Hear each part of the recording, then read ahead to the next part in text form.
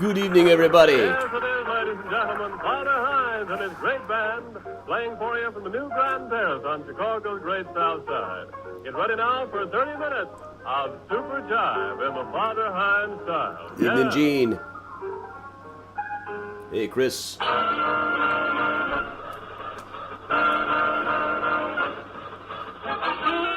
What could this be? Hey, Karen. Hey, Samantha. I got this thing set too high. Hey, Carolyn. Hey, Samantha. Hey, Mary.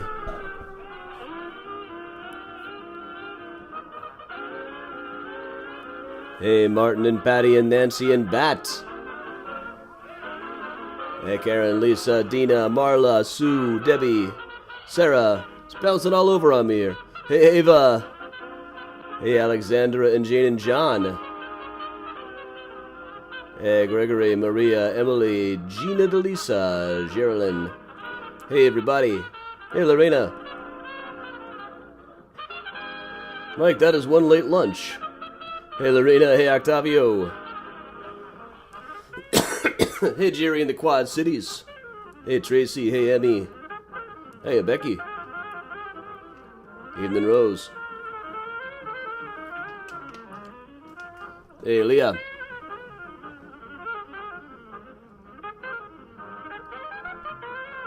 Sorry to hear that, Heidi. Hey, Rosemary. Hey, Gladys. Hey, Casey. Hey, Susan and Elizabeth.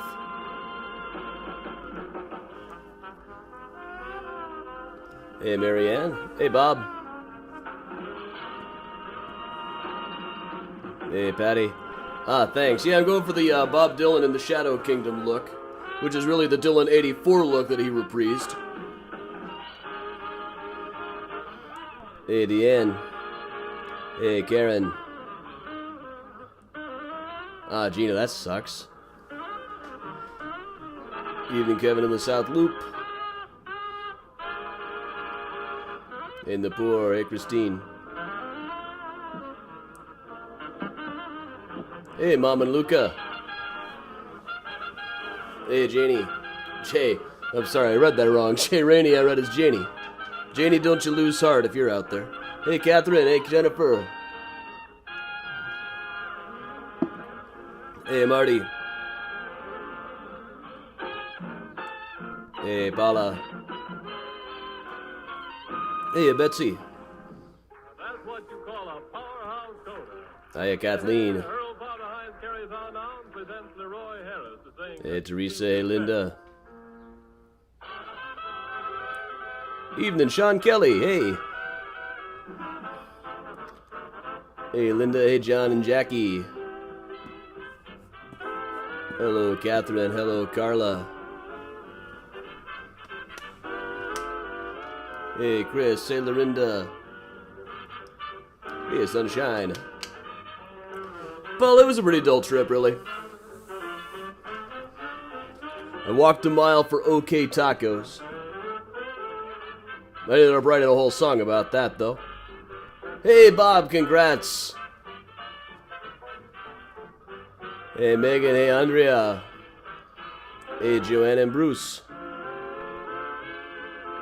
How'd they do it, Bob? They have to turn it all black? Hey, Robert and Donna in North Carolina. Oh yeah, I got this shirt knowing it would either look awesome or incredibly stupid on me, but this is one bet that paid off. It's possibly the only time I ever got fashion advice from Bob Dylan, whose fashion sense generally packed up and called it a day years ago. Hey, Mark and Karen.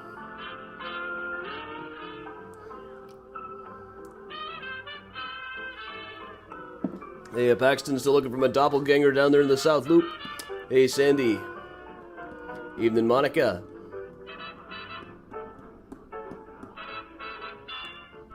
Banoffee pie. No, I haven't heard of that one. Hey, Katie. Hey, Patty and Patty. Hey, Amy.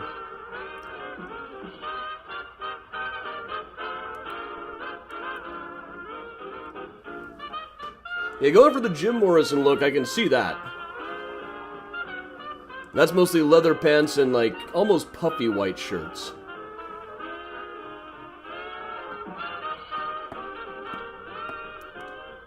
We are presently looking at the Kimball Mansion. Hey, Ryan. Hey, Joanne.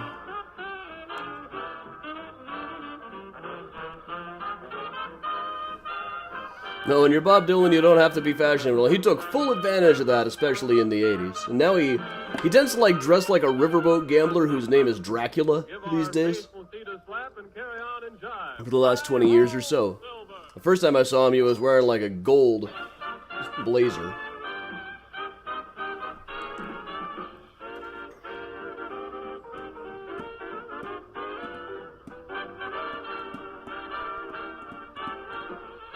I've never actually tried leather pants. I don't think you even have to freeze leather pants, they just kind of stand up on their own.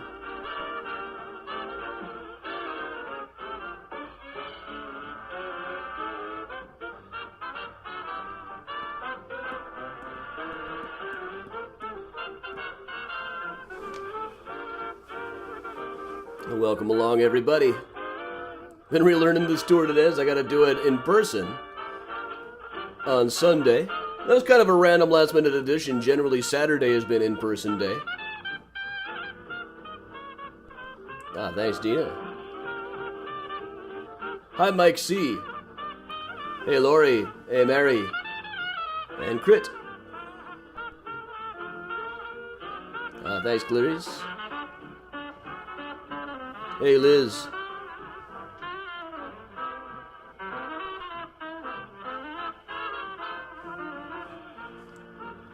Hey, Dana and Kristen.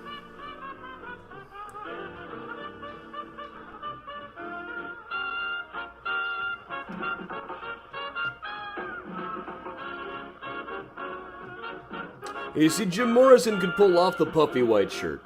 Jerry Seinfeld, not as well.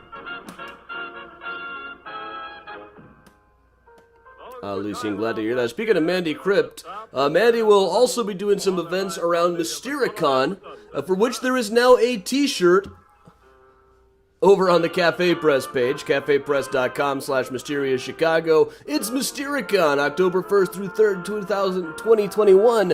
Thrills, chills, dead guys, for Mysterians will always stay spooky. Featuring Adam, Mandy Crypt, Layla Royale.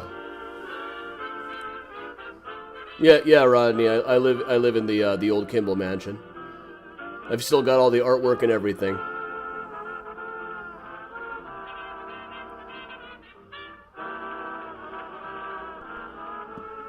Thanks, Mary. Thanks, Megan.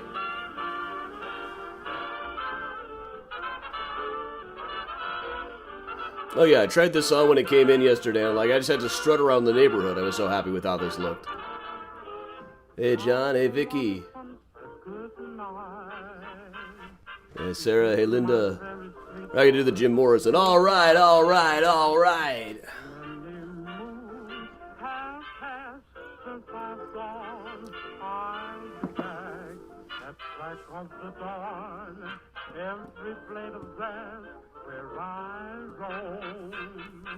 Hey, Jen.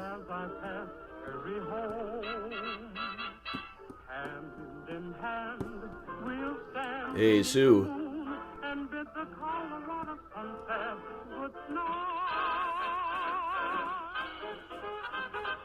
Now, Anita, that was Matthew McConaughey impersonating Jim Morrison off of their live album.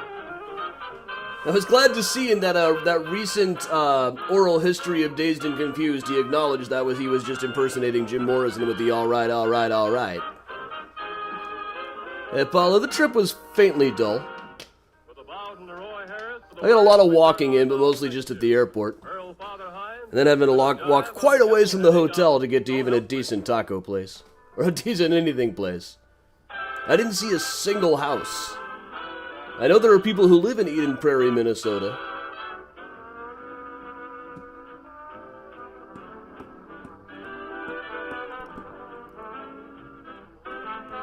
Hey, Chuck.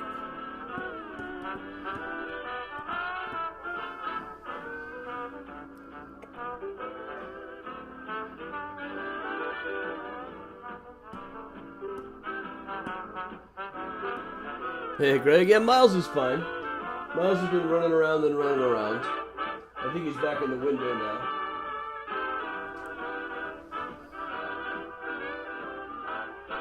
Hey, Karina. Hey, Bridget. Hey, Grandma Belle.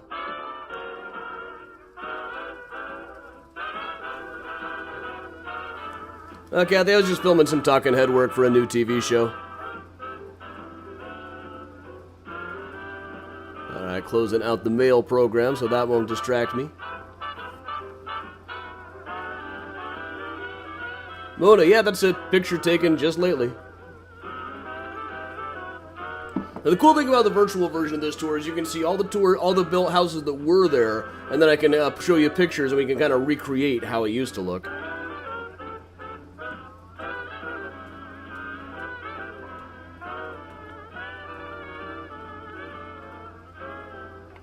And Molly, I gathered that walking around and even like being driven from the hotel to the studio, I did not see houses. They must keep them out of the way. Hey, Kathleen. Hey, Karen. Evening, Linda. Kind of stumbling over names tonight.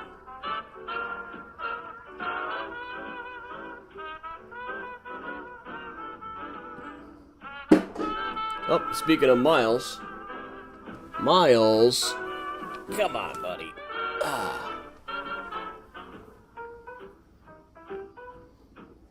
Baxton, this is Indiana bourbon, I believe. From Jepson's. Finished in a cognac cask.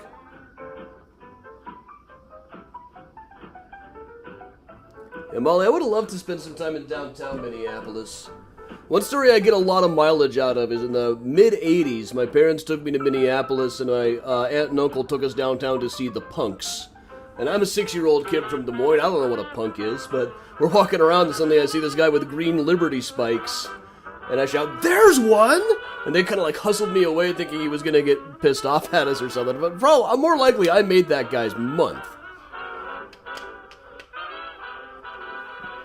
Hey, Angie.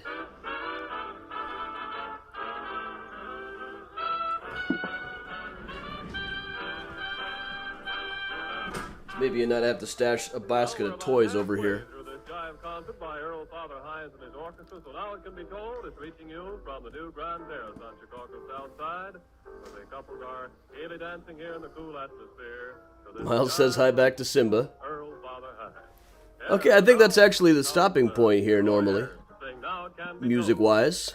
Hey, Tara over there on YouTube. But hey, everybody, I think it is time we go ahead and get started. So welcome once again, everybody, to Mysterious Chicago Tours. I'm Adam Seltzer from Mysterious Chicago. I've been a tour guide and historian here in Chicago for about 15 years now. I've got about a dozen Chicago history books out, including Mysterious Chicago, Flickering Empire, How Chicago Invented the U.S. Film Industry, and H.H. Holmes, The True History of the White City Devil. So I am, after all, incredibly famous. In fact, so famous that we're even going to have a convention in October 1st through 3rd. Check out the Mysterious Chicago Regulars Facebook group. It's Mystericon, thrills, chills, dead guys, featuring me and the whole effing Chicago crew. Mandy, Layla, whoever else we can get. We're gonna pack this weekend with as much stuff as we possibly can. So welcome along, everybody. We're about a year ago, for obvious reasons, I started doing virtual tours. One of the fun things about virtual tours is you can do certain things virtually that you can't do in person. Mostly things related to geography. Like the tour that I'll be doing a week from tonight, Lincoln Park and Lakeview, it would be very difficult to do that kind of tour in person because everything's really spread out geographically. Prairie Avenue is one that's a little bit different. What's different here is that I can show you a lot more examples of what used to be there, but the stretch of Prairie Avenue that used to be the old Millionaires Row in Chicago, and in a lot of ways still is just a very small place that we're actually going to try this out as a walking tour on Sunday. So here we have the Chicago Loop, the main downtown area. We'll zoom in there a bit, and scroll down past Grant Park, into the South Loop, down below 18th Street. This is where we're going to be taking the walk today. To be a little different in person, we're going to start out on Calumet, make our way over to Prairie, head south on Prairie away, check out Cullerton a little bit, then dip down a little further on Prairie, back around to Calumet, all in one, it's It's kind of a P shape that we're going in here, or an F, I should say. All right, so, hey, Jordana, glad you could make it. Let's go ahead and get started. Prairie Avenue was the millionaire district in the late 19th century. It was just far enough away from the trains and just far away enough from downtown that people could build these massive mansions. But then, of course, they did start building train tracks around there. The place got covered in soot. Styles changed. Things that looked like gorgeous mansions in the Victorian days suddenly looked gaudy and old-fashioned in the early 20th century. So it sort of fell apart over the years, but it's only been recently that it started to be revived. Nearly every tour company in town does a tour of the old Prairie Avenue Millionaire District at 18th. You know me, I had to go digging and try to find as many interesting stories as I could around here. But we will start over here on Calumet, the next block over, at Battle of Fort Dearborn Park. Now, the very early days of the growth of Chicago, up in the, about where the Loop is now, was Fort Dearborn. This was the main settlement in Chicago at the time, up until the War of 1812. Very short version of the story, they needed to evacuate as the British were marching on Chicago, and we didn't have anywhere near the firepower to repel them. So the captain of the fort made a deal with the local Potawatomi and said, hey, can you escort us down to Fort Wayne? We'll give you all of this stuff. Then they took back all the stuff they had promised, and anyway, the Potawatomi were more loyal to the British, so they got down to about right here, and they used to call this the Fort Dearborn Massacre, which is kind of a problematic term, but it's a fairly accurate thing. The settlers were outnumbered about 3-1, and the battle waged accordingly. Now, it's difficult to get real details about this. There are quite a few first-hand accounts of it, but nobody could really write an account of it without making themselves into Indiana Jones. There was even one woman who wrote an account saying she came up to a man who was crying and bleeding and nearly dying and hysterical about it, and she said, be a man, don't you see that man over there? He is going to die and he doesn't seem afraid. And the guy said, well, that man is an atheist. I'm afraid I'm going to hell. And in the end, about 75 of the settlers were killed. The rest were sold as slaves to the British, who, to their credit, promptly let them go. But as near as we can tell, it happened right around here, at what would have just been the dunes at the time. Now, there's some debate about this. Some people say it happened quite a bit further south. Some people say it happened quite a bit further north. I would just point out it was a battle. It didn't take place in a course of like 100 square feet. But this is the generally accepted region where it was, and it's a generally accepted region where bodies tended to be found as well. Of course, there was a cemetery 3 or 4 blocks south, so that kind of skews things as well. But there's plenty of mystery going around here. And from here, we are going to swing over onto the corner of Prairie Avenue. You can see Fort Dearborn Park is down the road there.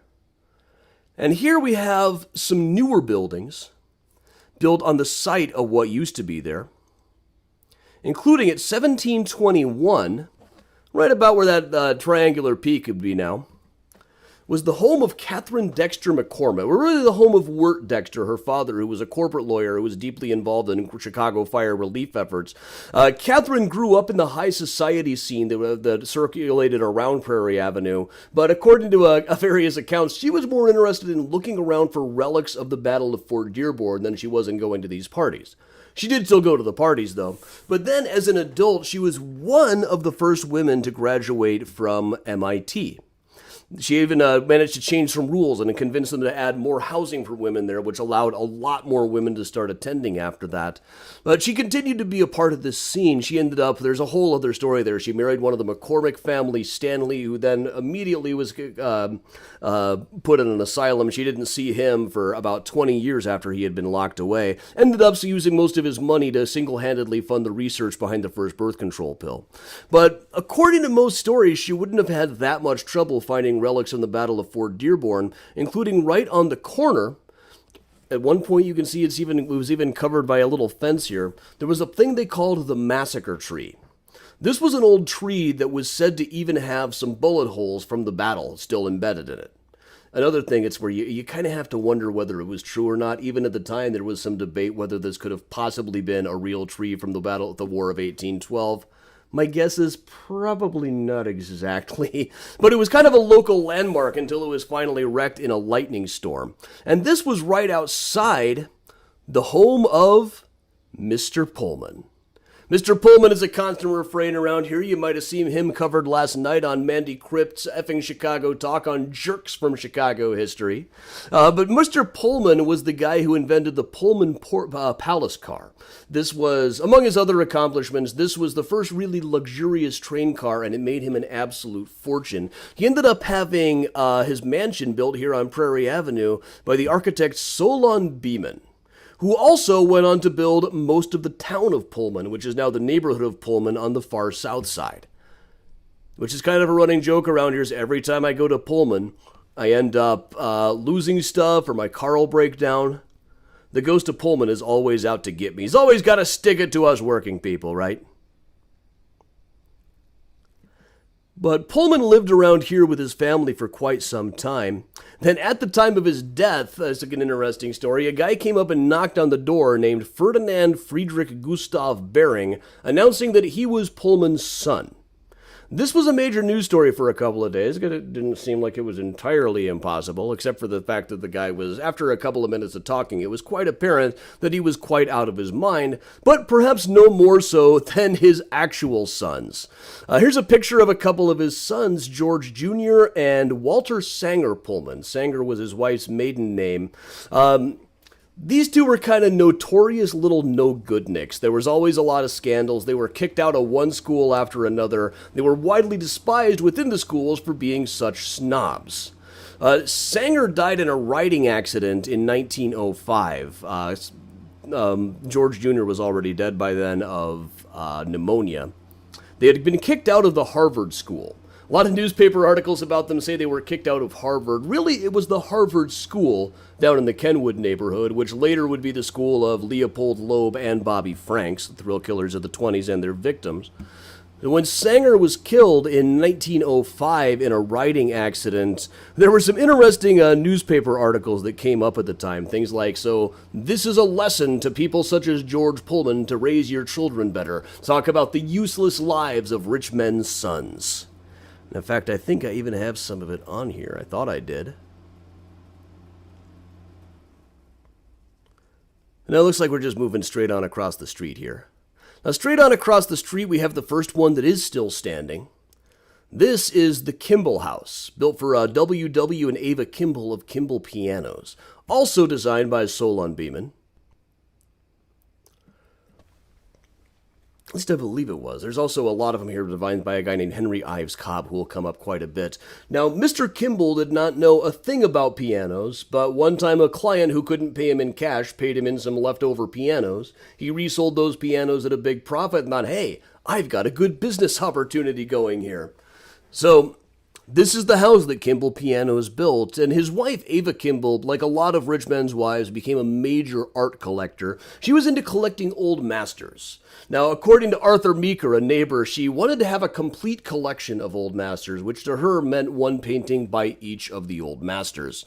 Her biggest one that she paid $150,000 for, at a time when that was in the millions in today's money, was Rembrandt's Man with the Gold Chain, which is now hanging in the Art Institute of Chicago. Towards the end of her life, it was widely reported that she had kind of lost her mind and was surrounded by all these gorgeous paintings, but had no idea that they were priceless works of art anymore. She just thought that they were pretty pictures. And the servants had to be very careful to make sure she didn't just throw them out or destroy them or something, because they were worth, even at the time, the inside of this place was probably the finest art gallery in Chicago for a while. Now, something cool right next to it. The coach house next door, the house built behind it, is actually a 1940s addition. This eventually became offices. There's even a story from the 1950s that Al Capone tried to buy that house once, which is fairly early for a Capone house. I don't think it's actually true, but that is, earlier than most of the Capone stories that started circulating. But next to it, the coach house, I always thought was supposed to kind of subtly evoke the look of piano keys. I also think the same thing about their grave at Graceland Cemetery. It kind of looks like piano keys. But that's the kind of thing, if it was the case, nobody wrote it down, but people very rarely comment on symbolism. From here we will move over across the street once again to one that is now a museum, still has a lot of tours. The Glessner House is now the United States Soccer Federation's offices. where I'm sure they're gearing up for the premiere of Season 2 of Ted Lasso tomorrow. But this place was built for a farm equipment baron named John Glessner, whose wife Frances kept a really detailed diary that's a huge resource for anybody who studies Prairie Avenue. Now, this was a really shocking piece of artwork, a piece of architecture at the time that it was built. In fact, the Chicago Daily News said specifically, it's a very queer house that has been built here. Now, it was designed for them by the biggest rock star architect of them all at the time, Henry Hobson Richardson, who in this shot looks about like Falstaff, which is exactly how he acted. He was a party-hardy kind of guy, the kind of guy who would pose in medieval robes because he thought that made him look cool and classical and old-fashioned, which is what you wanted in architecture in those days. He developed this whole style called Richardsonian Romanesque. You can also see it, we saw it this morning on the walking tour, the Potter Vault. On the morning mini tour, you can see the same arch over the door there. Now, incidentally, his great-grandfather was a chemist who discovered oxygen.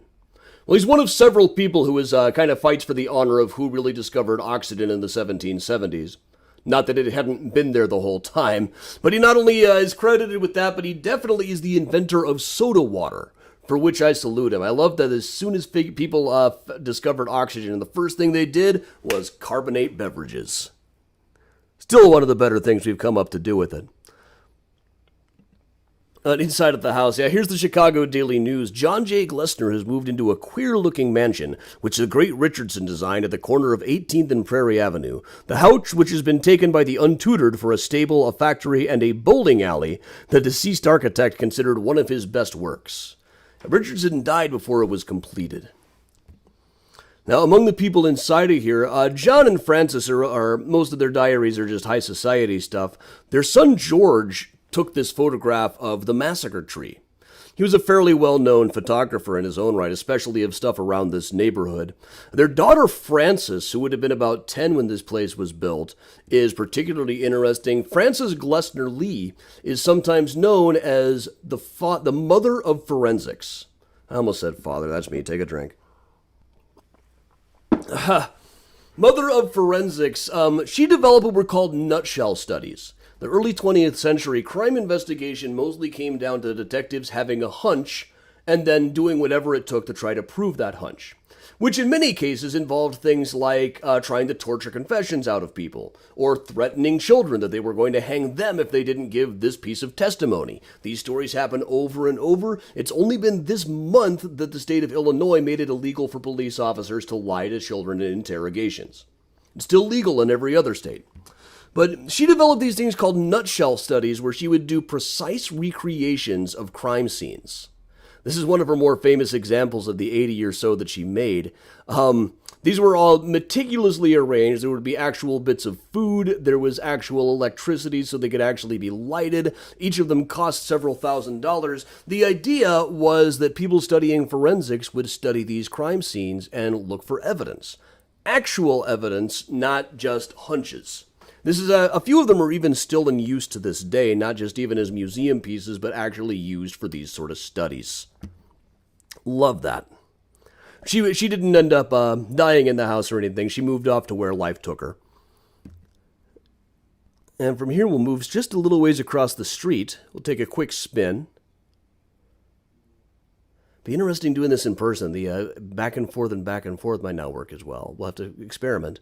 But here we have a house by Henry Ives Cobb, a guy who did a lot of stuff around River North, around the Gold Coast, and a lot of houses around here on Prairie Avenue. Now, this was initially the home of a guy named Coleman Ames, but not for very long. Coleman, he was a hardware dealer. Then it went to Minor Ames, a coal merchant who only lived there for a couple of years. Then Joseph Fish, an insurance guy, bought the place in 1907 and was considered absolutely fascinating by the neighbors. You know, these were, the children especially were really high society kids. The Fishes were probably the first Jews that the kids ever met. At least that they knew of. Arthur Meeker Jr., who lived a couple of doors down, said he was absolutely fascinated, partly by the fact that they were Jewish, and partly by the fact that they had pet monkeys living inside of the place. He even had a rather odd comment, like, as children, we wondered if the monkeys were Jewish. That made the monkeys were Jewish as well. Kind of no way to say that and look good, but it's just how, imagine the ignorance of these kids at the time. But Mr. Fish was in the insurance business until one day in the early 1900s, he was accused by a guy by the name of Korshak. A woman named Fanny Korshak was arrested along with her husband David for being in an arson ring. They were burning down building for insurance monies. The guy was known as David the Torch Korshak. His nephew Sidney Korshak would go on to become a major fixer for the mob in Hollywood. But when these two were arrested for arson crimes, they said that the real criminal had been Joseph Fish. They said that he had been the one supplying them with all the places to burn. He had been the ones who had been making sure that the payments went through. And this became a major trial. The prosecutor was absolutely brutal, closed his arguments against Mr. Fish by saying, "I thank God not all men are such miserable scoundrels as Joseph Fish." But despite that testimony, he was acquitted, which was major news. And one of the jurors said, the evidence didn't make any sense to us whatsoever. We couldn't make head or tail of it. In the end, we had to go with the character of the witnesses. Mr. Fish had highly respectable person after highly respectable person come in and vouch for him. But meanwhile, the prosecution's witnesses were all crooks. So he got off of the hook for that one, and the story was completely forgotten. He went back to work. It's remarkable just how nasty the prosecution was about him, though. And we'll move just a little ways down from here.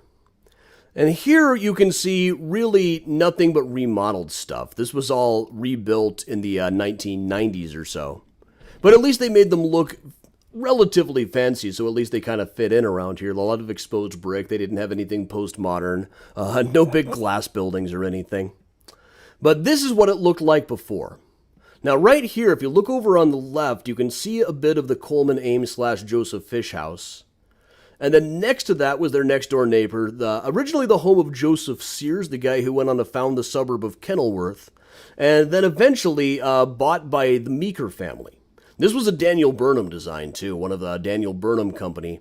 It was remodeled a little bit when the Meekers moved in. Now,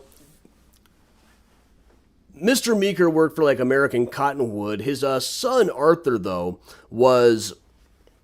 grew up to be a major travel writer and viewed this whole place with a certain aloofness, I think. Here's Grace and Arthur as adults. Grace was his mother, and Grace grew up in the high society world too. She went to all of the fancy parties and all of the famous functions here on Prairie Avenue. And then by the 1930s and 40s, she was always good to be relied on for what a wonderful time that was, and when it seemed to be such a thrill to be alive. Arthur, for his part, wrote a novel all about Prairie Avenue, which is not of too much use to me reading it for researching for this tour. He was a travel writer by trade, but also wrote a few novels and a few reminiscences about Chicago, some of which were really interesting. But it's especially fascinating because he viewed the whole Gilded Age of Chicago with a certain aloofness. He was born right at the end of it. If his memory is to be trusted, he had a really, really vivid memory of the whole place. But he thought that these kind of houses, places that look like this, were just hideous.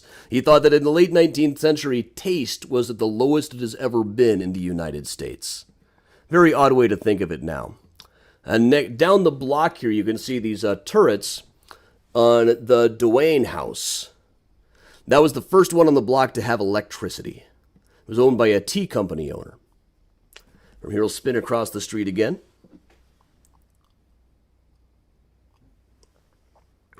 Arthur Meeker Jr. said, "I'm really not sure." You see, it's a pleasant neighborhood now. It's always like there's kids having lemonade stands out here, people walking their dogs.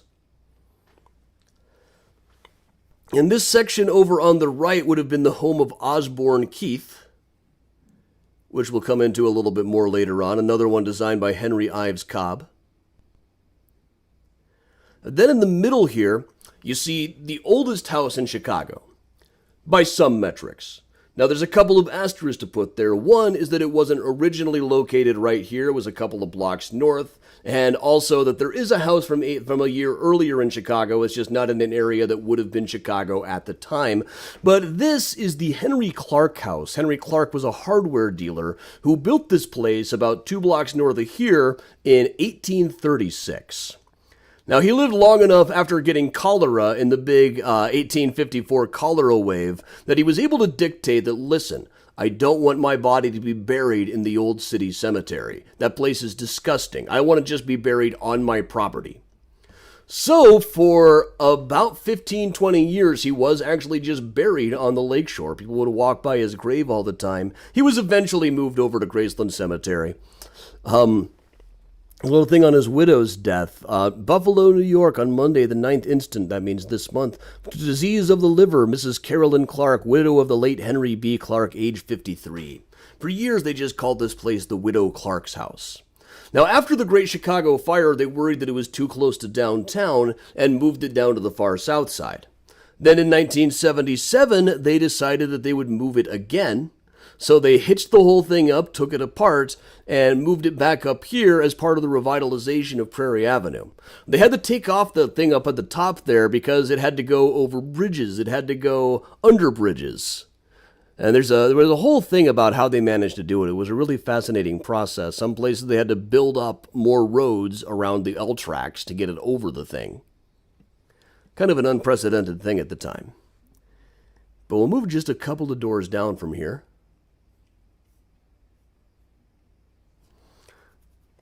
Now, it used to be there were 2 or 3 other mansions situated right over here to the left of the house, including, here's a shot of what it looked like looking down the block. It doesn't give you a very good view of the houses, though. But another one is like this. We would have been, our point of view is shifted about a block south from here. But here you can see 1816, that would have been about where Osborne Keith was. 1828 was Daniel B. Shipman of the White Lead Company, whose grave we saw today. Then 1834, over on the left, was the home of Fernando Jones. A couple of shots of this guy. Some people called Fernando Jones, or one of our older settlers of the 1830s, Chicago incarnate. Here's from his 90th birthday. Here's a couple of pictures of scenes from his life. Up on the left is the story of the time that he killed a wolf with a knife on Dearborn Street, back when the Loop was still pretty much the frontier. This is referred to in articles about him as a famous story. It's very difficult to find early accounts of it. The reason he became famous is because Fernando Jones never shut up about it. Another story he told over and over is he said that the Potawatomi were absolutely horrified of Halley's Comet until he set them straight about it. It's very difficult to know how seriously to take some of his stories. A lot of them by this time were just old man stories. But he was one of our earlier settlers here in Chicago, eventually became the founder of the Chicago Title and Trust Company, was kind of an expert in land. Now, this is a painting of how Chicago looked when he arrived back in the 1830s. He was even known to claim occasionally, this was a pretty well-known painting in his day, he was known to claim that he was one of the people in the painting. Specifically, he said he was in the canoe on the left, which sure as hell does not look like him. If he had said he was the guy in the foreground with like the hobo bindle, he might have been a little bit closer. But he was the source of quite a bit of Chicago folklore. In fact, he was the guy who was best acquainted with David Kennison. Now, Kennison was the guy who moved to Chicago, said that he was 115 years old and the last surviving participant of the Boston Tea Party. He even had a vial of tea leaves that he gave to Fernando Jones to give to the Chicago Historical Society, who still have them, even though we now know the guy was absolutely lying through his teeth. But at one point, he decided he was going to go over to Europe. So, without needing a house, he rented the house out to Wilbur F. Story. Another of the great jerks from Chicago history. Story was the copperhead editor of the Chicago Times, the anti-Lincoln paper during the Civil War. I've been through his crap over and over again on here, so I won't go too much into it other than to say, well, here's one of his articles from White Manville, reminiscing about the good old days when Chicago was whiter, which is very similar to what you see on a lot of like Chicago history Facebook groups. And here's an article, Abolitionism Necessarily Growing Worse and Worse. He would never stop talking about how much he hated abolitionists. But towards the end, he lost what marbles he had and started having voices in his head telling him to build himself this massive palace down at 47th and Vincennes. So while that was under construction, he needed a place to live. Fernando Jones rented out this place to him while he was away. But then Fernando Jones came back, and Story refused to leave the house. There's a whole series of letters. He started hearing all these voices in his head, and several of the letters the voices dictated to him, which were mostly about how bad Fernando Jones smelled, ended up being printed in the newspapers. And not only would he not get out of the building until his house was done, but his house was never actually finished. So Wilbur F. Story ended up dying right here on this spot in the home of Fernando Jones. And I didn't miss him. We'll move down a little bit from here to one of the absolute greatest. One of the ones that's still standing. That's possibly, when people ask me what's my favorite house in Chicago, this is at least one of my go-tos.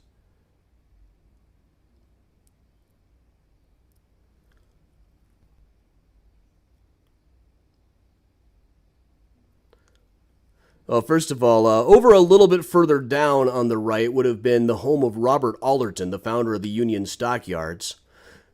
Samuel Alderton, his son was Robert, who has made history himself for being half of the first legally recognized same-sex couple.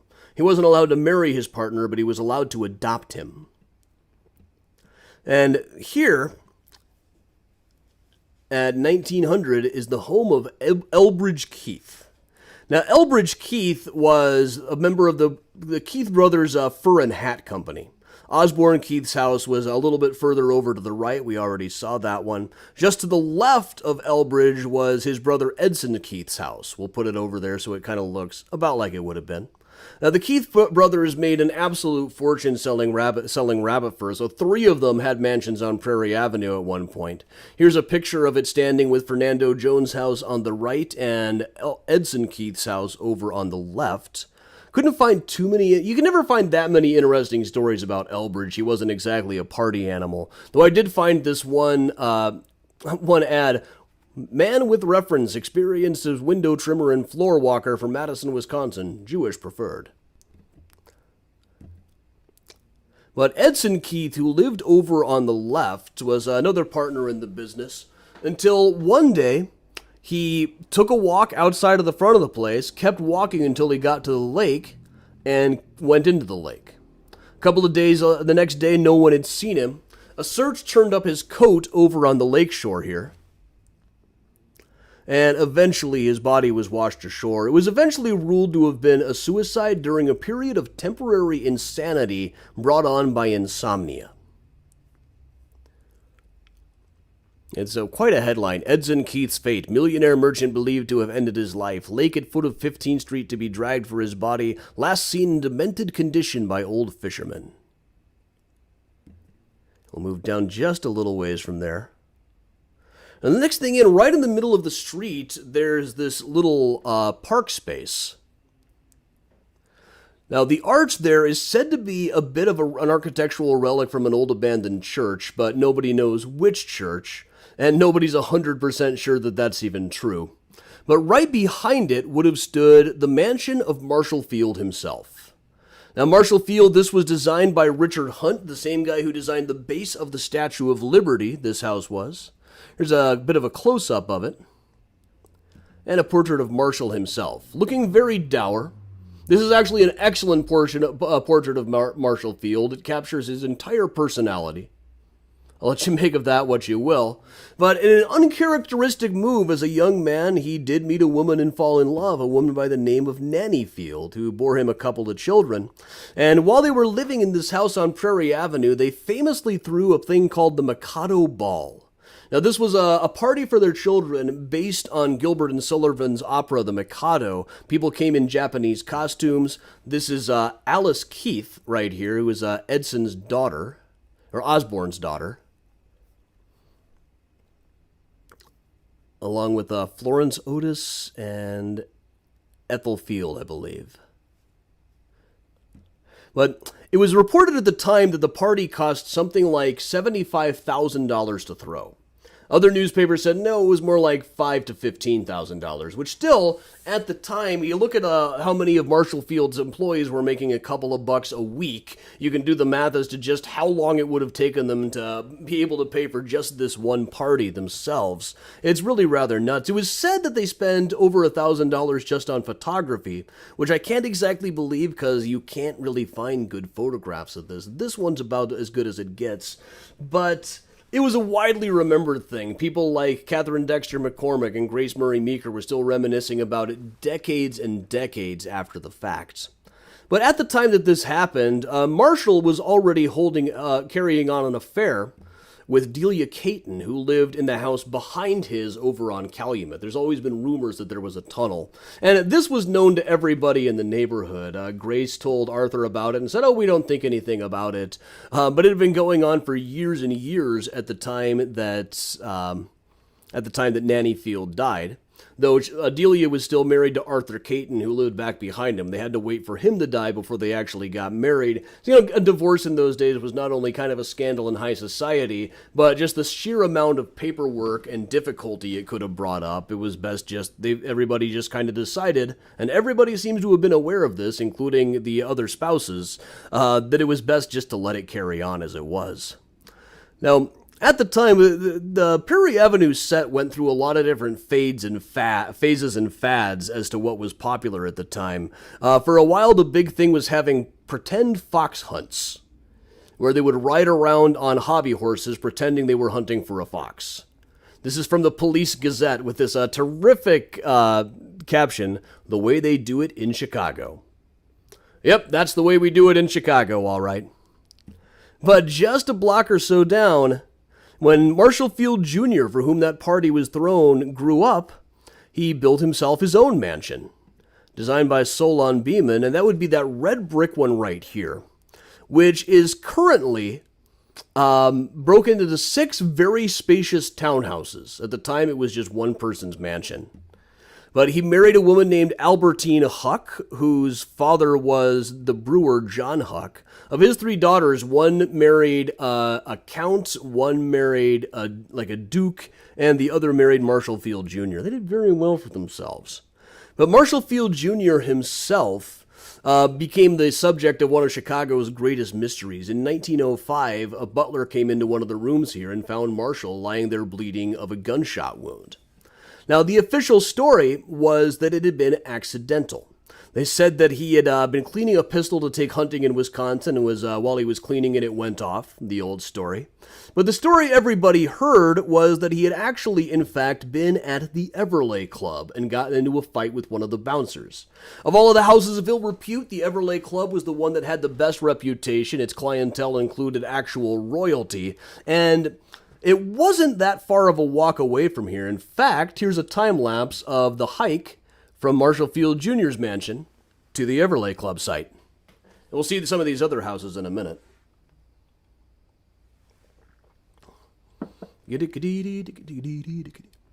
Second Presbyterian Church has a lot of Tiffany stained glass windows, one of which is a memorial window to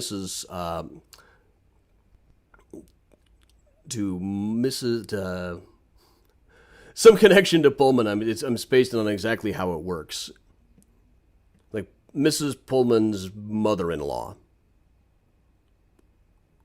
But this would have been the site of the Everleigh Club.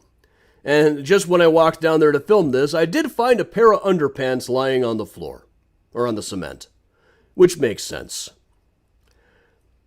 But Marshall Field managed to make it known to everybody present that every newspaper, if they published anything untoward about this, anything other than it just being an accident, they would pull all their advertising.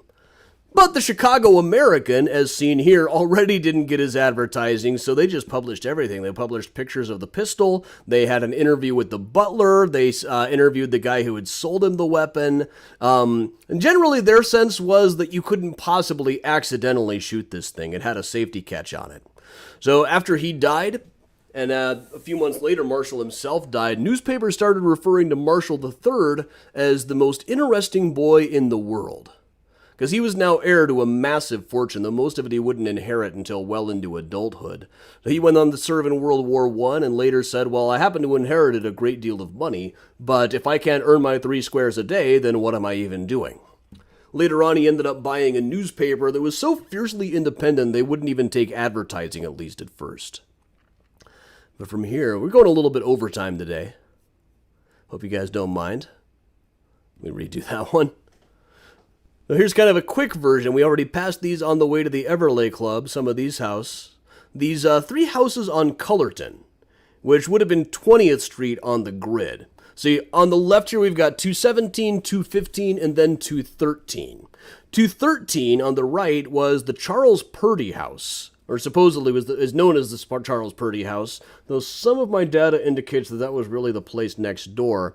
But in the 1940s, it was the home of a guy by the name of Fred Morelli, who took over for Hinky Dink Kenna as the First Ward committeeman. Here he is walking past his offices, Century Music Co., right next to the old Coliseum's cafe. Now, this guy owned the Coliseum and was in charge of what was known as the jukebox racket with Greasy Thumb Guzik, who had been Al Capone's bookmaker.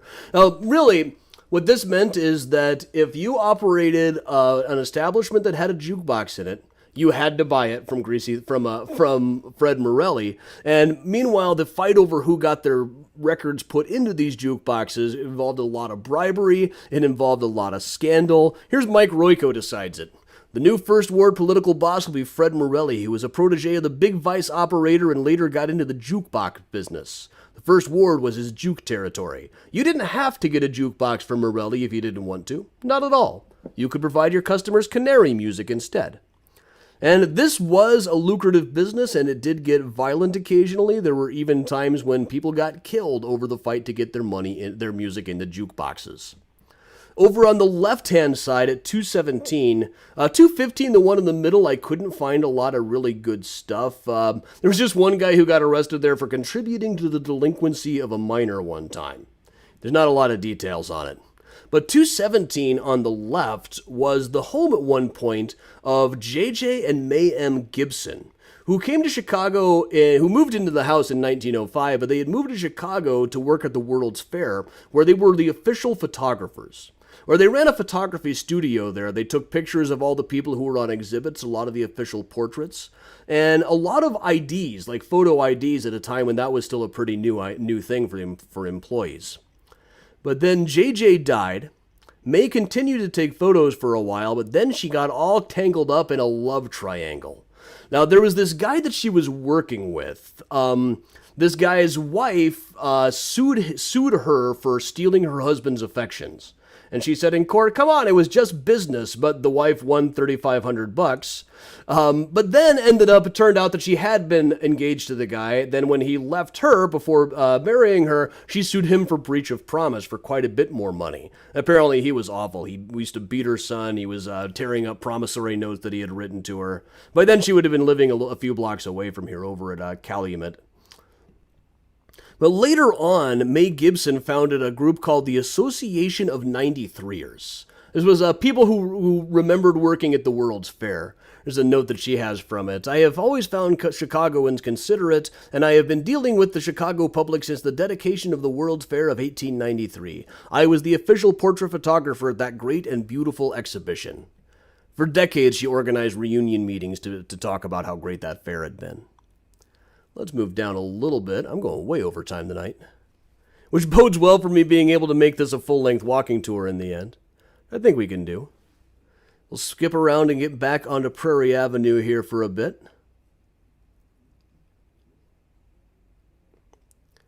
First of all, on the left is the Reed House, which was owned by a guy by the name of William Henry Reed. This is his autobiography, William Henry Reed's Recollections of a Busy Life.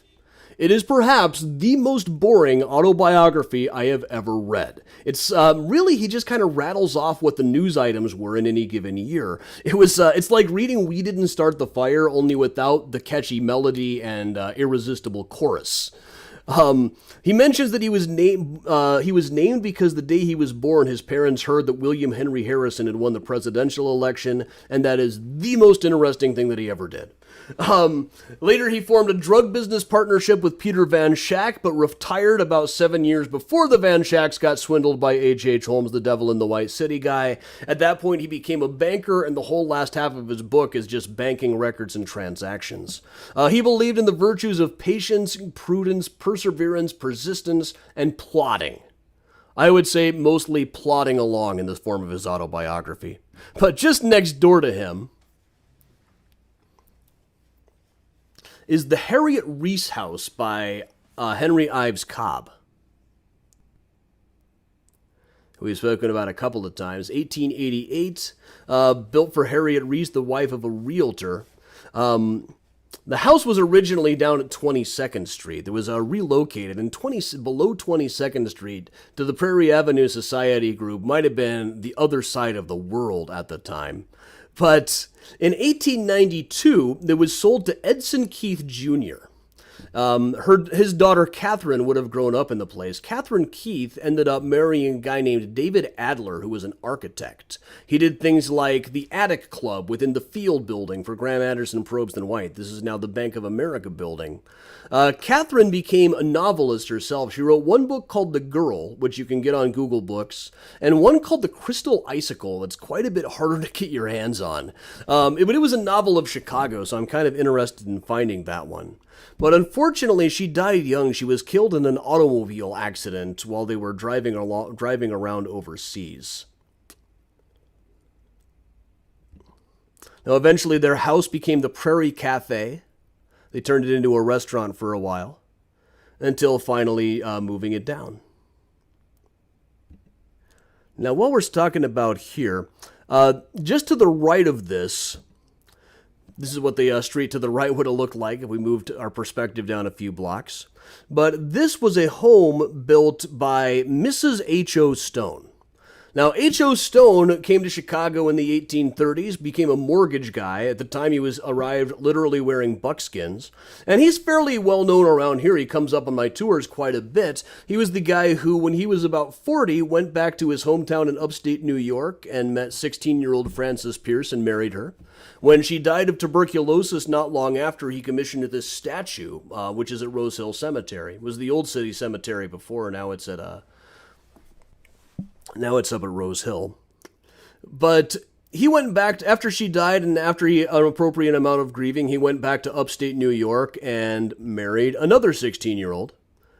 And that other 16-year-old, the other Elizabeth Yeager Stone, was remembered by kids in the neighborhood as being really, really, really prim and proper.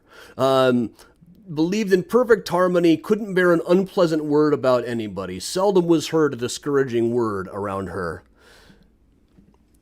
But one interesting thing that would have happened in her house, though, is in 1882, Oscar Wilde came to Chicago on a speaking tour. Really got Chicago's dander up. They all thought, oh, he's going to love our water tower. He loves fancy stuff like that. And then he called the water tower a castellated atrocity with salt with pepper boxes stuck all over it. So they were not too thrilled with him. But she hosted a reception for him at her house where Oscar would have met Marshall Field. These two guys were probably about as far apart in temperament as you can possibly get. All right, we'll move on just a bit further down. We'll spin around a little bit. And head down towards 22nd Street. Over on the left would have been the Philip Armour Mansion. A little further still would have been the Getty family, including Alice Getty. And another 50 blocks south would have been Al Capone's house. But right over here on the left, there's a couple of things. First, there would have been a skating pond where all the kids in the neighborhood liked to play. Then in the 1830s, this was where one of Chicago's first cemeteries was. When they first started to have formal cemeteries, before the Old City Cemetery where Lincoln Park is, there was one about where the water tower is now, and one right over here. Different eyewitness accounts put this cemetery in different spaces, but Fernando Jones, who, for all of his old man stories, did work in the Chicago title industry, said that it was at about 22nd and Prairie, so it would have been right there. After that was torn down, it eventually became the studio, a photography studio, of a guy named Commodore Steffens. There's just a few examples of his work. He took this photograph of Bertha Palmer. This one of Marshall Field that I've been showing is one of his works. And this one is unknown, probably a young woman from the neighborhood, but nobody knows who. I'm utterly fascinated by this photo. The expression that he got on her face is just absolutely magnificent.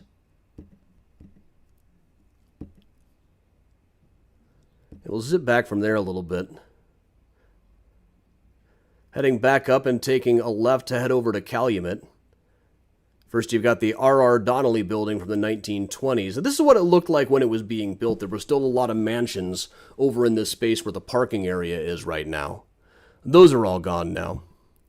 We'll zip around the corner from here and head up Calumet a little ways. The Battle of Fort Dearborn Park, where we started, is up at the edge. And one of the other ones that is still standing that is just magnificent, this is known as the Calvin Wheeler / John A. Cone House, which sold in the 1990s for $10,000. It was absolutely falling apart at the time. It was initially sold in 1874 to Mr. Cone it was $68,000 even back then, but he didn't last in it that long. In the 1910s, it became a boarding house, or 1908. And for a while, it was also a butter and egg company. But in 1920, it was the boarding house that was the home of a woman by the name of Peggy Davis. Now, Peggy Davis, while she was living here, was asked one time about how she thought Mary Pickford's recently announced divorce would hurt her career. And she said, "I knew Mary when I was in the movies. She's as clean and pure as any girl ever was. She always had good roles, and her pictures usually leave a good taste. Her admirers won't be worried by the publicity, and Mary doesn't care about those who don't love her. Movie fans will always call her the sweetest girl in the world." Now, Peggy Davis had been in a couple of bit parts in Hollywood before she came to Chicago. She was only here fairly briefly before she moved to New York to become a part of the Ziegfeld Follies. Now, the Ziegfeld Follies were a big thing on Broadway, but they talk occasionally of the Follies curse.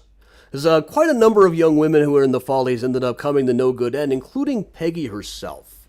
She got married, moved over to Europe with her husband. A lot of people young women in the Ziegfeld Follies ended up marrying very rich. But then, while she was driving around, she drove her car off a cliff. In what was initially thought to be a suicide, but was more likely an accident. But then the mystery just built and built. She had a mysterious bag in the car that nobody could ever recover, and they also found a man's coat and a man's hat inside of the car that nobody could really trace to anybody. So it was one of those mysterious deaths that, as Hollywood started piling up more and more of those, it just kind of fell through the cracks of history. Not a lot is written about her, especially except for this one thing where she talks about having known Mary Pickford. I don't think we would even know that she ever lived in Chicago. But that brings us right back around to where we started here. So it's time to plug the upcoming tours. Saturday night, there's still like 2 or 3 tickets left, I think, for the Dark History on Taylor Street walking tour, which we will do again. I should say Taylor Street down on July 25th. We'll do the virtual version of it on Sunday morning. Then Sunday afternoon, the in-person edition of this tour is sold out. There's a couple of things that I left off of the virtual one, so I'll have more stuff to talk about. And there are plenty of tickets left for the just announced July 31st tour at Graceland Cemetery. That'll be in person. And a week from tonight, next week's virtual tour is a brand new one. Lakeview and Lincoln Park stories. This is a lot of gangster stories, a lot of true crime stories, a lot of stuff from the old days and famous hoaxes and all kinds of stuff. A lot of these I've talked about in the morning mini tours, but I've never added them into a proper one. I haven't done a new virtual tour in a while, so I thought it was time I brought in another one. Now, should you need a Mysterious Chicago t-shirt, including the new Mystericon shirt, just go to cafepress.com/MysteriousChicago. They've got t-shirts, they've got hoodies, they've got everything you could need to look your absolute best, like these fine Georgia voters right here. And with that, everybody, thanks a lot for joining me. I'm going to put the Earl Father Hines back on, and we will just hang out like we always do. Thanks for joining me, everybody.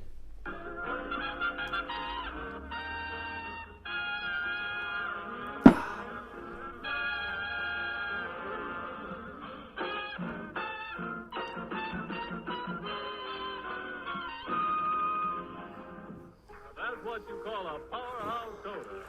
Yeah, Earl Father Hines carries on now and presents Leroy Harris. Thanks, everybody. Nature's Pet.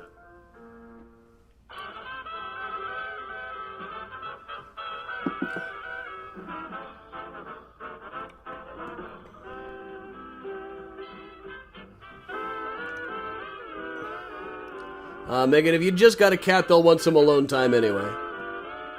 They can meet Miles in a minute.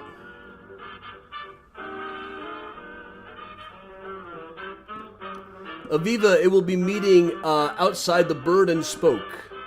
I need to send out an email about that later.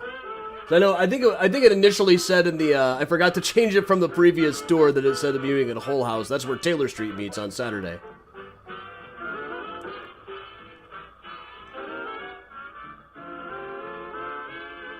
Kim, unfortunately, nobody wrote down what happened between Marshall Field and Oscar Wilde. I imagine Marshall probably hung around towards the back of the room and didn't say anything, would be my guess. Thank you, Gina.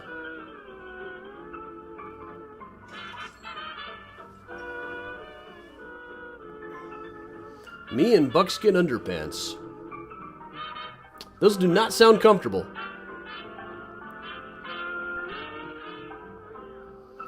Now keep in mind the walking tours are not tomorrow, they're Saturday and Sunday. Once again, I got so many more things coming up than normal right now, but Saturday is Dark History on Taylor Street, Sunday is Prairie Avenue. And we'll do the virtual version for our 10 a.m. Sunday. For a while I was just going to say, maybe it's time I cut back on the Sunday morning ones. The numbers have gone way down. But not like I have anything better to do, honestly. So, what do I think happened to Marshall Field Jr.? I really don't think there's enough data to know. I know that his son always thought it was a suicide.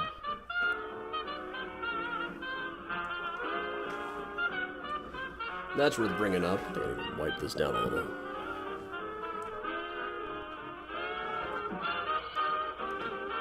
What would I ask Mr. Field if I could? Having worked retail, I'd say, what were you thinking with coining the phrase, the customer is always right? Thanks, Peggy. Dave, I don't know yet. I have no idea where I'm going tomorrow yet.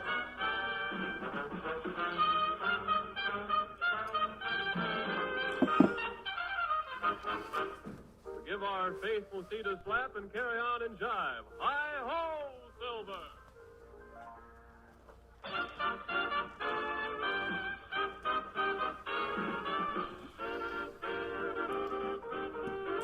I know in October I'll probably be doing in-person tours on Sunday mornings. That's just kind of the way of things. October's my busy season.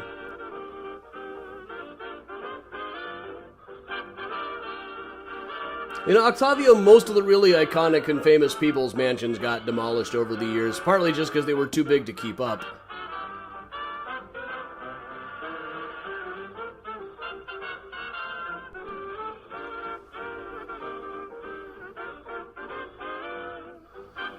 Can't get to the Cafe Press site? It should be up. cafepress.com/mysteriouschicago.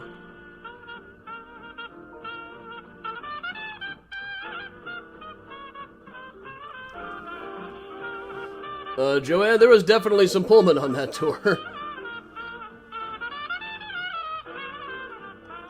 Now, Taylor Street probably won't mention it. Miguel, if I have to pick my favorite mansion in the area, I like the Keith House. It looks like something out of Scooby-Doo.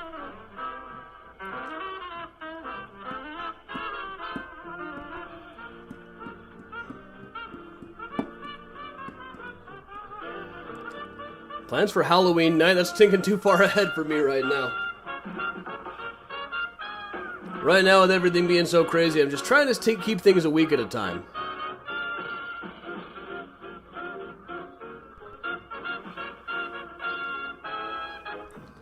Let me see, what day of the week is that?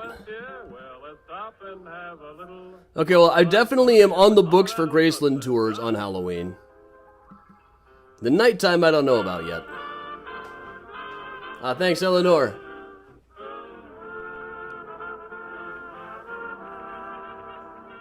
Oh yeah, where's Old Man Pullman?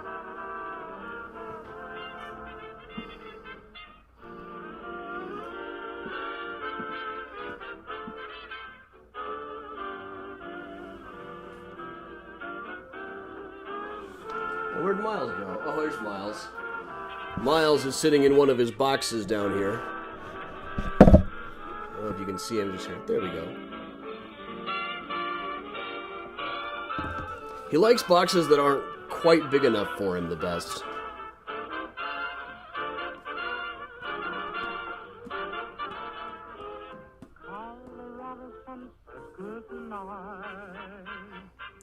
Got to admit, it was actually too hot to be dressing like this today.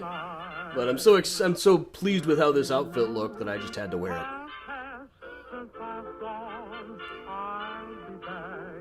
All right, Miles, you want to take a magic carpet ride?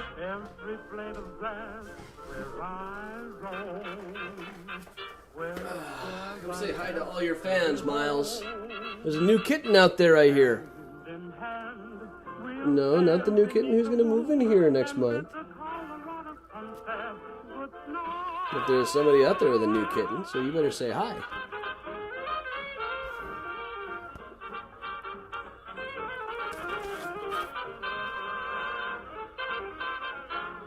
Miles is kind of sleepy right now. Got himself exhausted chasing his tail.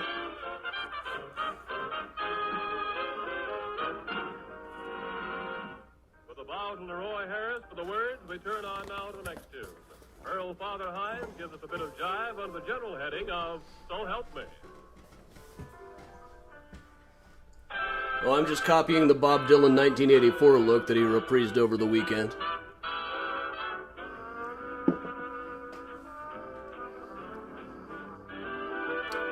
No one over on YouTube. I haven't heard any updates about the Devil in the White City movie. Speaking of Dylan, I was at a Dylan show that Scorsese and DiCaprio were at, but I failed to chase them down the street and ask. Not that I didn't try, because I did. Hey, Sandy. Hey, Debbie. Hey, Kathleen. Thank you. See you, Chuck.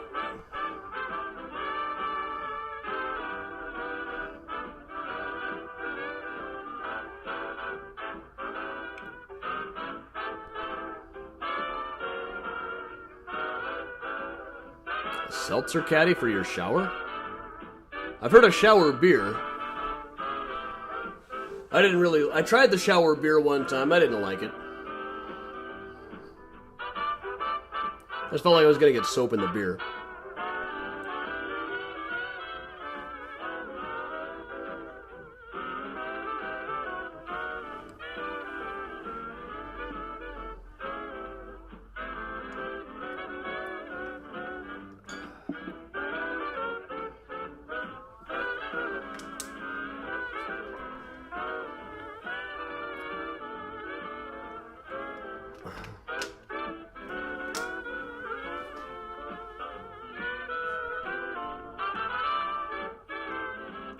Heather, I hear you.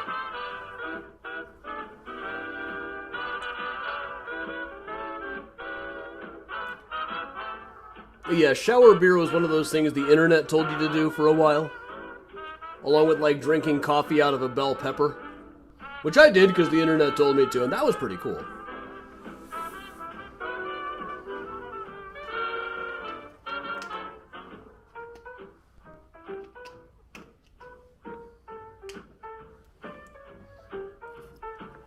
Oh, Marla, glad to have a newbie here. Thanks for coming around. We do these every morning at 10 o'clock. There's a mini tour. I've seldom missed one. I've had to get a little creative to move the time around occasionally.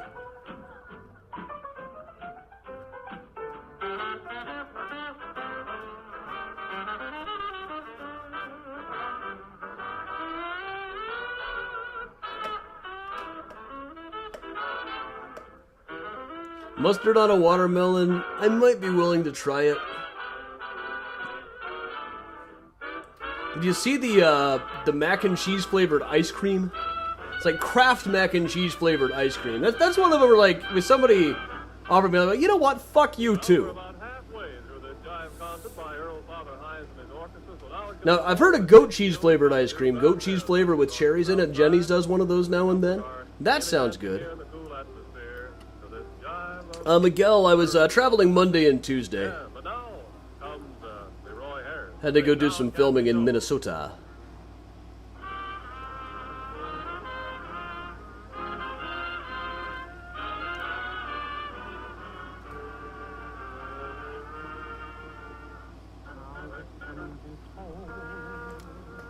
No one on YouTube. I, for one, have not had any ghost encounters lately, except a really weird dream that I had while I was in Minnesota. I had this dream that there was this house, this little house in the middle of nowhere where an old woman lived with a little girl, and I had to drop off 7 objects for them. And then years later, when the old woman died, I was supposed to go and take all of the objects back, except the girl was screaming so much that I left the doll, even though I knew that the girl was not real because she had never gotten any older. I woke up really freaked out by it. That's Minnesota for you, I guess. Oh yes, Marla, if you are still here, there is a Facebook group called Mysterious Chicago Regulars and the Miles Fan Club. And that's where they make up rules for these drinking games, post various memes, and plan the upcoming convention.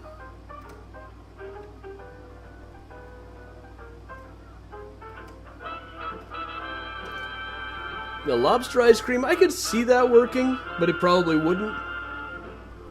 One time at a state fair, I had activated charcoal ice cream in a pineapple cup, and it looked really cool, but it didn't really taste like much. Oh, speaking of new books, I can now announce Ronnie has a new book coming out. Little Brown will be publishing Ronnie's new book, summer of 2023. Number 9, add to it a little of the ever-present swing of Father Hines, and you have Beside a Moonlit Stream.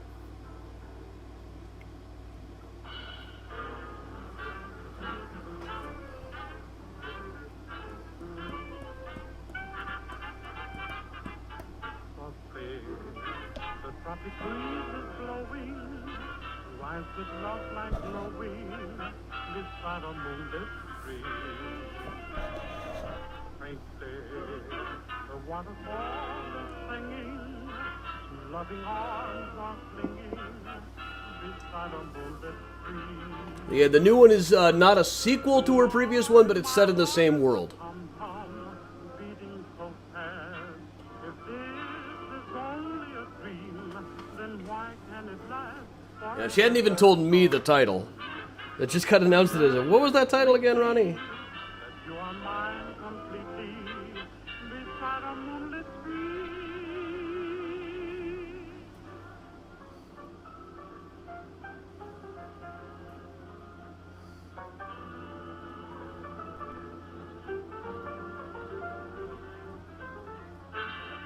Okay, I thought so. I'm just double checking. Called This Night Is Ours. Yeah, Kathy Ronnie's book is YA. Her previous one was called When the Stars Lead to You, and the new one will be out in, This Night Is Ours will be out in 2023.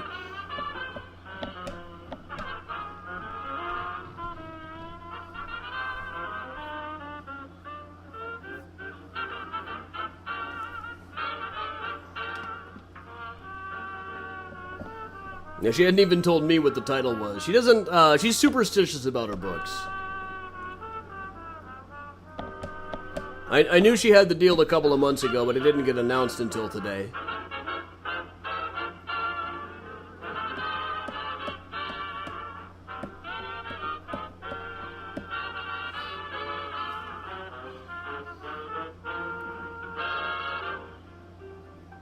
Now comes up number 8 on our program of dancing, a tune titled, melodically, A Little Kiss at Twilight.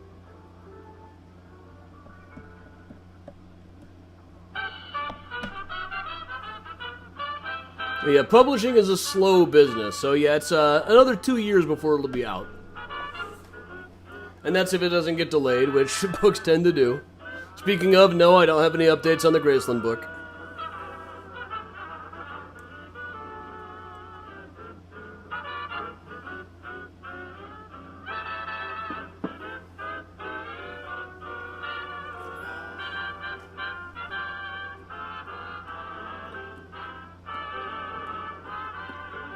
Debbie, yeah, Ronnie's first book is. Under her name, Ronnie Davis. When the Stars Lead to You.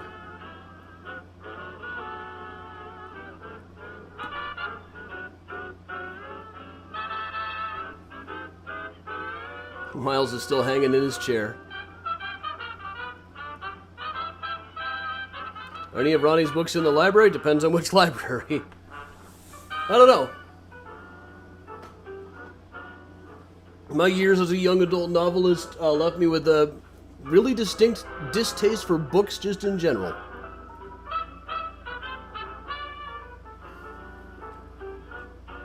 I don't go to bookstores or libraries much anymore, other than the microfilm rooms. I mostly just read rock and roll books. But there's no shortage of those. And sometimes silent film star biographies. I love those.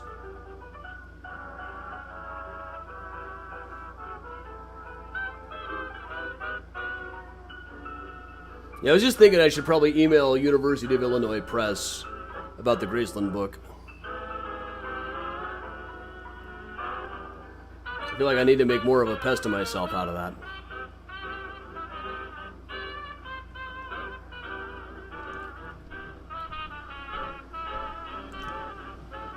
Now, Gene, I've done a couple of things that were just on Kindle, but you have to be kind of famous to begin with before anybody will really buy those.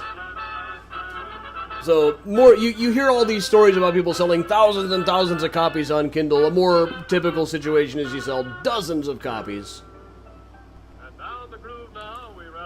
We do need a mysterious Chicago comic book. I at least have the cover right here with, where'd it go? With the new t-shirt design. I've always loved doing graphics based on like old EC comics. When I was with Weird Chicago, I did a couple of things like this. I've done album covers like this.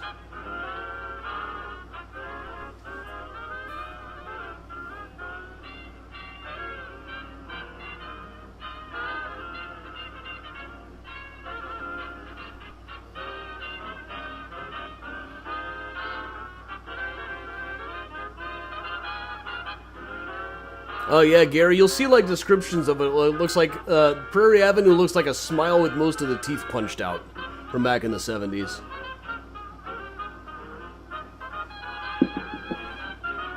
Now they've at least got it fixed up a bit.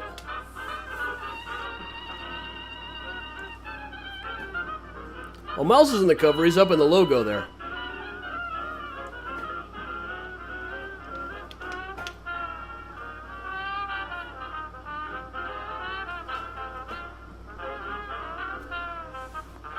Miles, if you're going to eat that box, I'm going to take it away.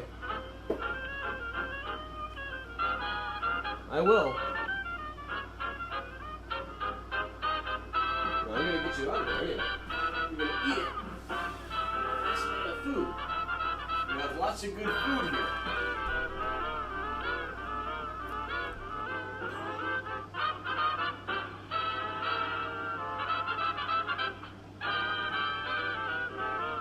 Patches are a little trickier.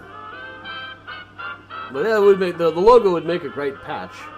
Makes a good tattoo.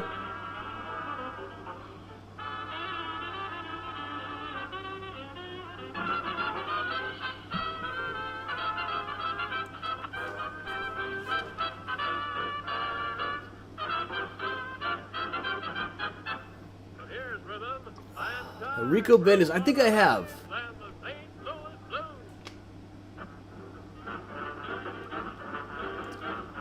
Paxton, I did one of the time travel pub crawls was basically all brothels. It gets a little repetitive after a while, though.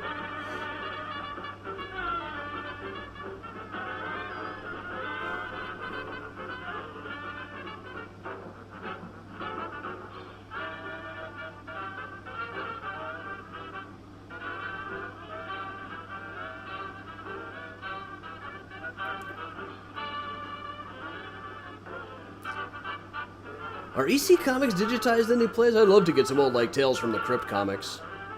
But I'm as paperless as I can possibly be these days.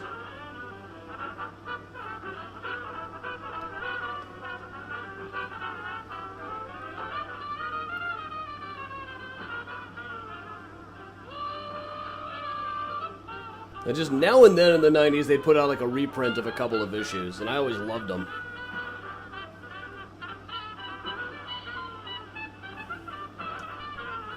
Catherine, I'd like to do a Bronzeville walking tour. It's a little tricky because I feel like most of my favorite stories there are spread out geographically quite a bit.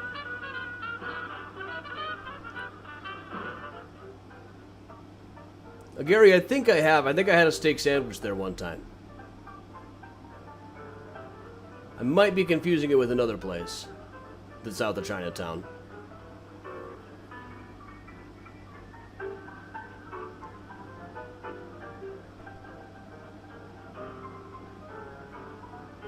Octavio, I would definitely believe that.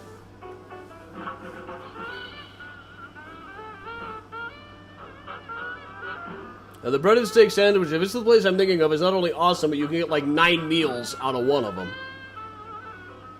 I had a steak salad tonight. It was really pretty good. I grilled up a steak and sliced it up, added it over a bed of spinach and goat cheese. A little bit of balsamic. It was pretty delicious. I got a cast iron skillet that I've been trying to experiment with. I've never warmed up to cast iron skillets. They seem like they're too much work. Kristen, yeah, I definitely got to get to the Ida B. Wells Monument. Well, there is that one block in Bronzeville that's, it's got historical markers for where the Marx Brothers lived and where Oscar de Priest lived. Doesn't mention that on the corner lived Little Ray Nance before he joined the Duke Ellington Orchestra. But that's all like one block.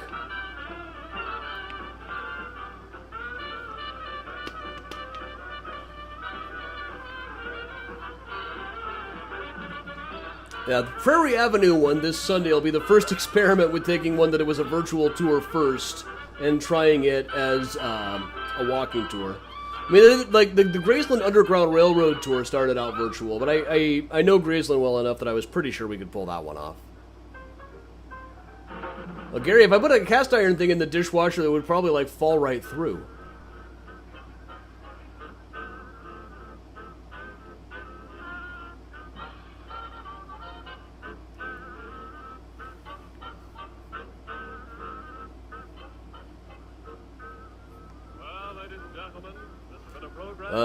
About a week and a half ago, Ronnie and I went to this place in Evanston that had baked goat cheese. And we've been obsessed with goat cheese ever since. Been trying to recreate the recipe, but they somehow got their goat cheese to be all melty, and I don't know how to do that.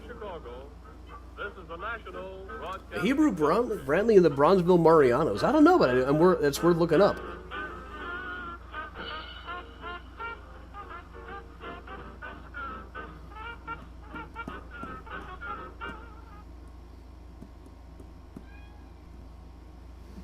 Miles, the conversation is lively tonight.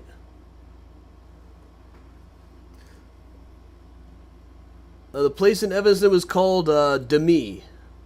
It's right next to Edzo's Burgers.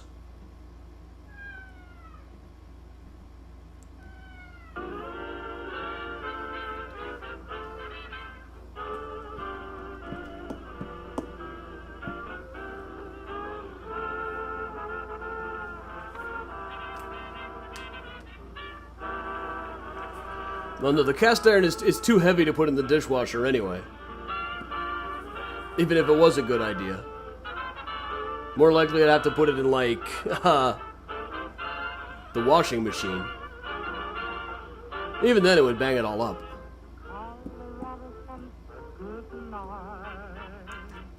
Oh, it might be gone now, but one of their specialty flavors of Jenny's ice cream that you could buy by the pint was called a skillet cinnamon roll in the last couple of weeks.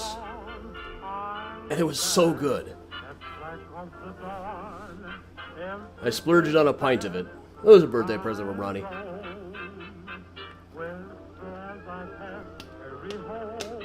Not Octavio.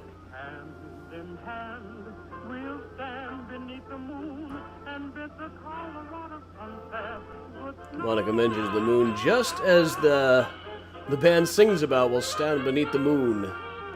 Give the Colorado sunset good night. What direction is the moon tonight? Where can I see it? I keep hearing about good things about the moon.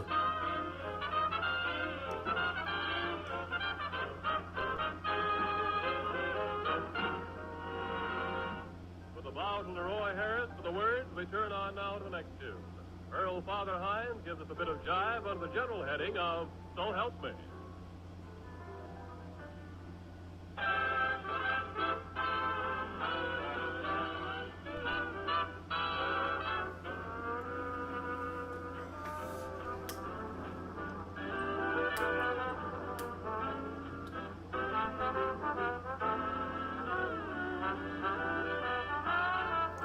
Yeah, Gene, I've been working on seasoning my cast iron pan. It came pre-seasoned, and I did a bit of seasoning to it, but stuff is still kind of sticking a little bit.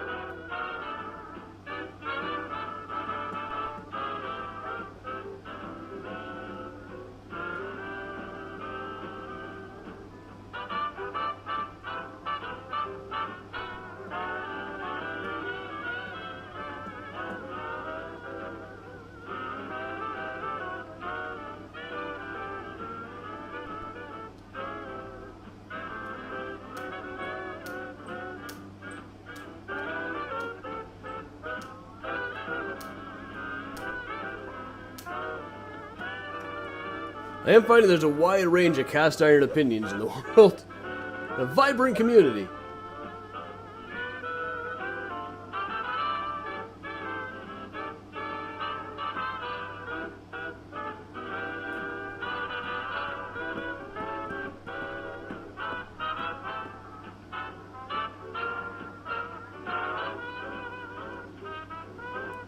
Have a good night, Kathy.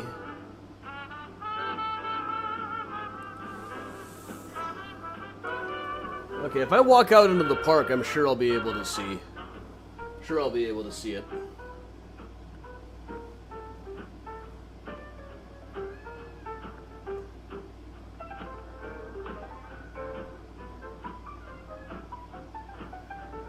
Miles, don't try to climb me. You want to say goodnight, Miles? All right, everybody. I gotta go see this moon everybody's talking about, so quick plug. Still a couple of tickets for Dark History on Taylor Street last I checked. And next Saturday, Graceland Cemetery. Every Graceland tour is a little bit different. And I'll see you back here on Sunday morning, and of course tomorrow for Find a Grave Friday, but Sunday is actually the virtual edition of the Taylor Street tour. The in-person edition of this one Sunday is sold out, but there's just so much coming up right now. You can just practically stay parked on Mysterious Chicago Facebook all the time. Stuff comes up every morning, and of course tomorrow night at 6:30 on the Patty Vasquez Facebook show Facebook page is Whiskey and a Cookie. So lots and lots of good stuff. I gotta go check out this moon, everybody. So thanks a lot for joining me. I'm Adam Seltzer from Mysterious Chicago Tours. See you in the morning for Find a Grave Friday. Till then, stay safe, stay strong, and as we do, stay spooky.